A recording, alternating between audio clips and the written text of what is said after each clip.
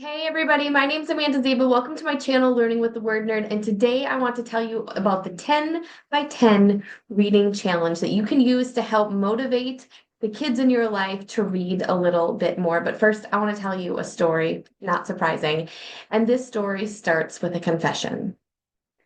I do not like to exercise. If I never had to exercise again, that would make me very, very happy. But I do it because I know it's good for me and it's good for the longevity of my life and all of those good, healthy things.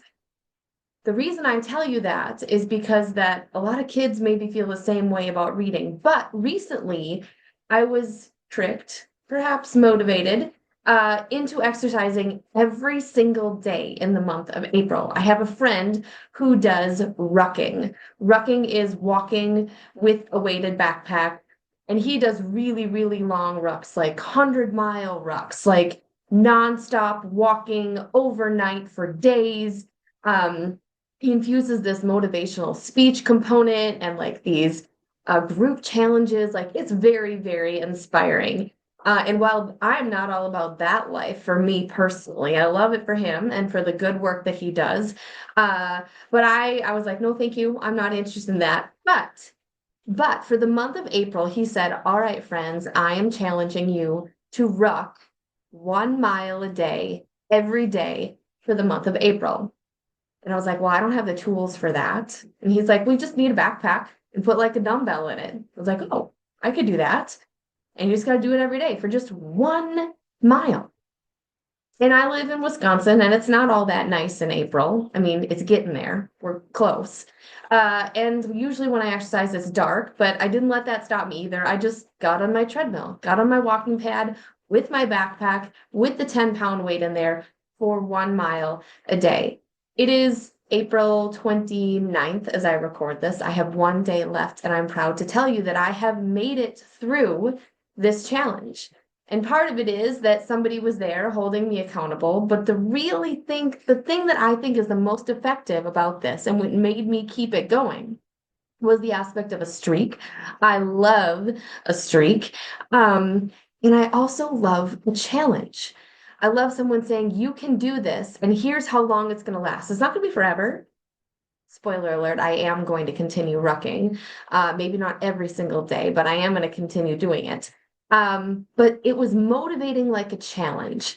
I liked having that thing, that very specific small piece of a thing that I was going to do. And I was thinking, how could we use this to motivate kids to read?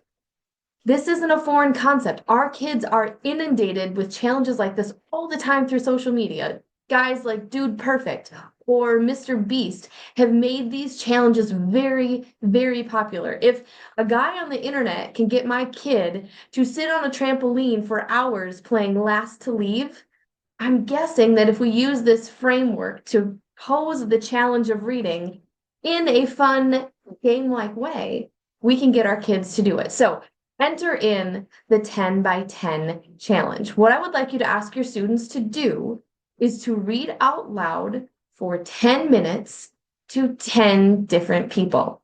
10 minutes isn't hard. That's not a long time. It's not a huge commitment. And by asking them to do it with 10 different people, we're kind of gamifying it. We're making it a challenge. Now, who can they read to? They could read to, you could start this in school. So you say, all right, you're going to read to a buddy, or you're going to read to like to somebody in your class. Okay, now we're going to go to our first grade buddies classroom and you're going to read out loud to them. Now I want you to find a different adult in the building, whether it's your coach or another teacher or a para or a librarian, and I want you to read for 10 minutes to them. So hopefully by the time they leave school, you've started them on their journey of 10 by 10. And then you're going to challenge them to finish the rest. Have these really great sheets that I will link down in the description box for you if you want tracking charts, because if you're anything like me, seeing that visual reminder is super important. If you want to have prizes, you can do that. I've got a whole bunch of different ideas for that. You could do, a free book. You could do local coupons. You could do minutes read in like the comfy, cozy reading chair in your room. You could do an extra recess. You could do what I used to call super smart suckers, which is dumb dumb sucker. You could do like first pick of the new books you've added to your classroom library. There's lots of different rewards that you can do. But you should also talk to your students about who they could use for their 10 by 10, the rest of their people, right? You're going to get them started in class. But then you could talk about people who live in your house, like siblings and parents. You could talk about extended family members that they could call on the phone or FaceTime or do a Zoom with. You could do they could read to neighbors. They could read to pets and stuffed animals. That takes away a lot of the anxiety about like reading out loud with a non-judgmental audience, like someone who's younger than you, or a pet or a stuffed animal. You could get them to take their phone and do 10 minutes of voice recording. That could count as reading to someone else. All sorts of creative ways you can ask this. And now 10 minutes by 10 people doesn't sound like a whole lot, but you guys, that's 100 minutes. A lot of our kids aren't reading at all outside of school. If we could get them to read for 100 minutes before the end of the school year, that would be amazing. They would also be building relationships with people around the subject of reading. I'm guessing that when people when they read to these other people, there's going to be conversations that are started around that. You could even send some information home with parents or email them saying, hey, this is going to happen. When your student reads to you, maybe ask them, set a reminder in your phone, ask them a week later, hey, whatever happened in that book? I've been curious about that character and that problem they were facing. Or say like, that was so great. Could I read to you now? I would love to tell you about my book that I'm reading. And so this challenge, it's just going to be the foundation. It's just going to get things started. And what a wonderful way to carry your kids into the summer for reading when you are not there with them every single day. So 10 by 10, 10 minutes with 10 people. The printable that I'm going to link down in the video description box for you has a whole bunch of other ideas. Maybe it's 10 minutes with 10 different genres or 10 minutes in 10 different places. You could expand this into a series of challenges that your students do. You could print them off and send it with them for summer. But the whole idea is that if we frame the act of reading as a motivational and a fun challenge rather than a chore or homework to complete, we're going to get a whole lot more readers to buy in. And once they start that story and once they see how much they enjoy it, I guarantee you they're going to want to do more of it.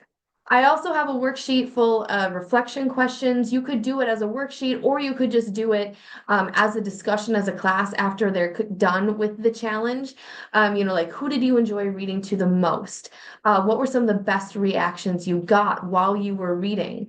What would you do differently for this challenge if asked to do it again? So again, I'll link everything down there in the video description box, but I hope that you find this challenge fun, participate right along with your students.